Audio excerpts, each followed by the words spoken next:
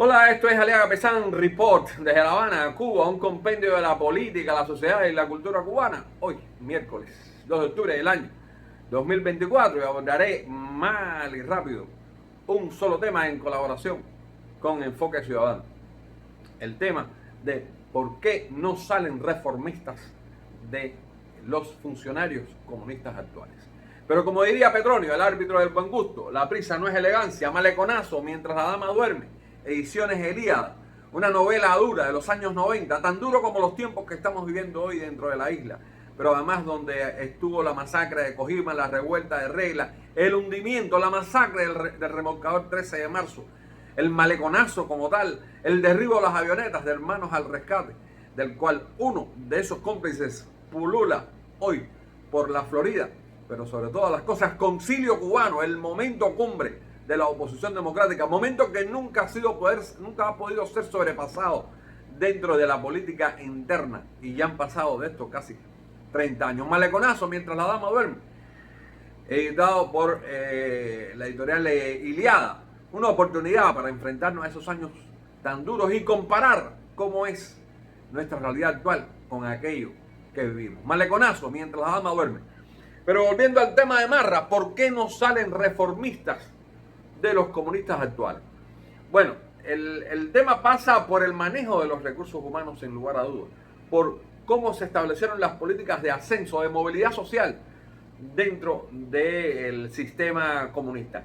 Y ahí hay que pensar en una persona, José Ramón Machado Ventura, que todavía vive, anda por ahí, ya es un anciano de 90 y tantos años, pero que durante los últimos 30 años, estoy pensando desde el año 1991, 1992, después que defenestran a Carlos Aldana, pues se tomó muy en serio el tema del manejo de los recursos humanos y estableció una lógica en la cual había que ir ascendiendo mediante la humillación, la falta de capacidad, la falta de inteligencia. O por otra parte, esa fantasmagórica hipocresía en la cual pululan los comunistas.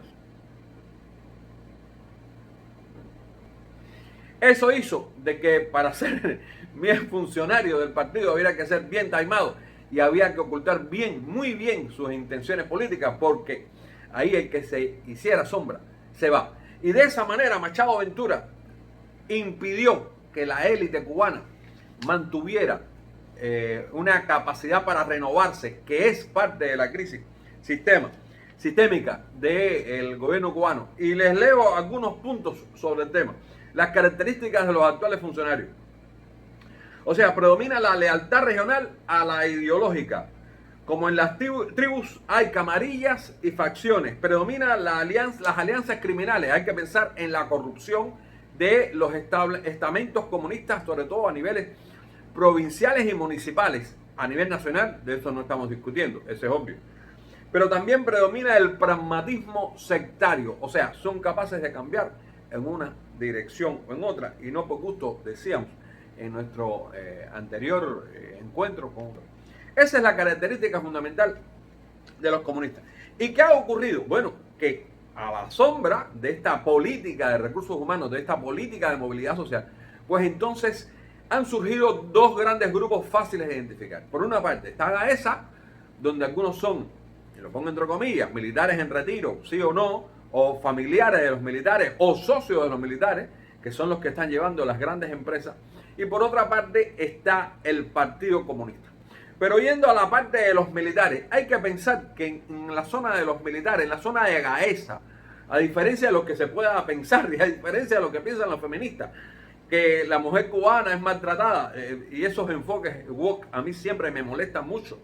La mujer cubana es maltratada por el gobierno, como lo son los hombres, como son los negros, como son los homosexuales, como son los grises o los verdes, o las plantas. Todos son maltratados por un gobierno autoritario y totalitario.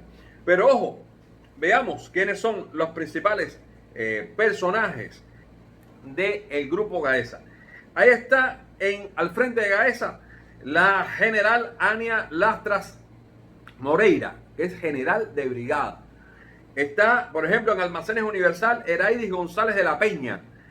Está Tania Velázquez Trujillos en Rafin, que es la empresa de comunicaciones. Esta fue presidenta de Texas, ojo. En Antex está Carlos Martínez Rodríguez. Y en Gaviota, solamente quiero poner 5 puntos, Carlos Latov Carmenate. ¿Cuál es la característica de ellos? ¿Que ascendieron por la buena de Dios? No, durante muchos años no solamente han ido tomando posición en las empresas, sino como testaferros. O, ¿por qué no? Por sus intereses personales.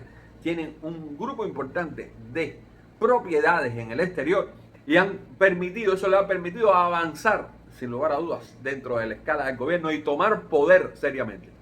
Los militares, con su corrupción, pues al interior de los cuarteles es otra historia, pero ellos no tienen poder real, se subordinan fundamentalmente al partido que está dentro de las unidades y sobre todas las cosas a la contrainvento, a la contrainteligencia militar que los tiene tan chequeados que no los deja mover. Las mafias que funcionan dentro de las unidades militares está basada fundamentalmente en los oficiales de mando directo a las tropas, que son los mismos que se roban los uniformes de los soldados o la alimentación, los uniformes para venderlos a los campesinos. Acuérdense que aquí no hay ropa para trabajar. O digamos los que llevan intendencia, que se llevan la comida para alimentar sus cochiqueras personales. Pero ya hablé de los militares, que todo el mundo considera que es la parte más importante.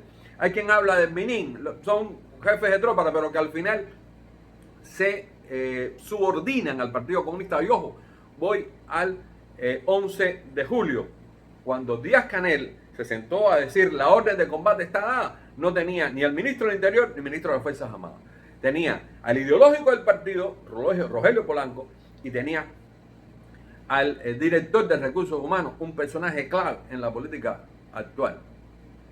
Pero saliendo de los militares, vamos al estamento político. Como hemos dicho, este Partido Comunista no es un partido ideológico, no es un partido donde las élites puedan funcionar ampliamente y puedan renovarse.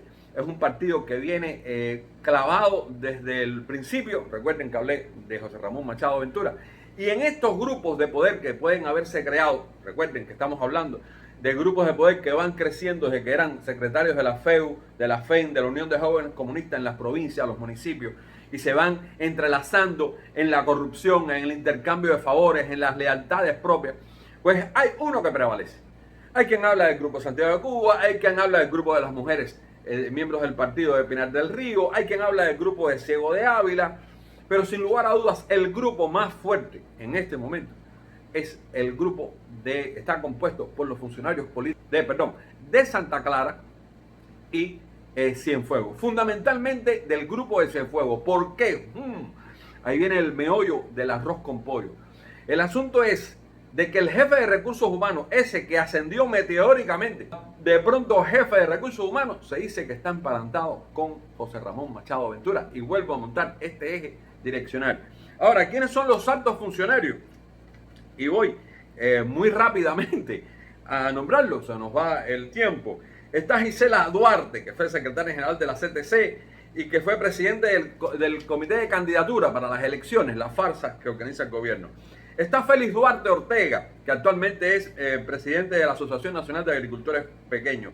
Está Maridé Fernández, que acaba de salir de su cargo de primer secretario del partido en Cienfuegos y actualmente es jefa de órganos locales de la Asamblea Nacional. Está Juan Carlos García Granda, que es el ministro de Turismo. Está Mercedes López Acea, que es presidente del Instituto Nacional para Actores Económicos No Estatales.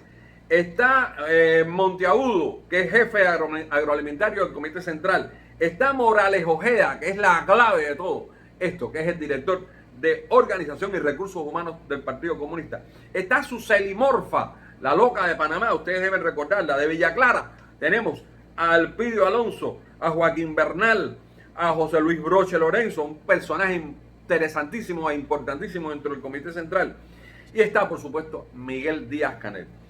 En estos dos grupos, militares empresarios, sería un subgrupo, y dentro del partido, los diferentes grupos, es que se está armando las fuerzas de poder del país en este momento tan difícil que está viviendo la sociedad. Y como no se ponen de acuerdo, ojo, eso es parte del problema que está teniendo la nación ahora, como no se ponen de acuerdo, pues no pueden realmente salir adelante. Les recuerdo, esto es Aliaga Pesán Report desde La Habana, Cuba. Y será un placer volver a encontrarnos.